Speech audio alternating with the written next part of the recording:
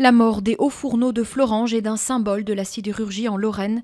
Le comité central d'entreprise d'ArcelorMittal doit entériner dans la journée l'arrêt définitif de ces hauts fourneaux qui sont en veille depuis octobre 2011. Les syndicats demandent l'intervention du gouvernement qui a conclu fin novembre un accord avec le géant de l'acier.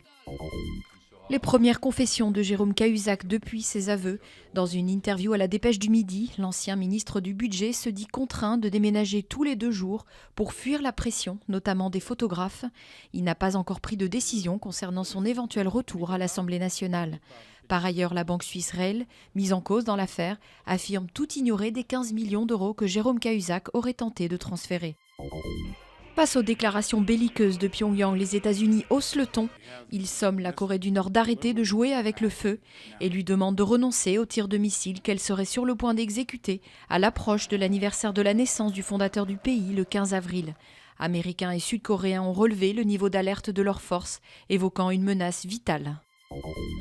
Bientôt un grand chamboulement de l'immigration aux États-Unis. Démocrates et républicains sont sur le point de dévoiler un accord sur un projet de réforme historique qui conduirait à la lente régularisation de millions de sans-papiers, notamment mexicains. Ce serait un succès majeur du second mandat de Barack Obama. Pour maintenir la pression sur le Congrès, des dizaines de milliers de personnes ont manifesté au pied du Capitole. L'exploit était à 2 doigts. Face à Barcelone, le PSG a été sorti en quart de finale retour de la Ligue des Champions.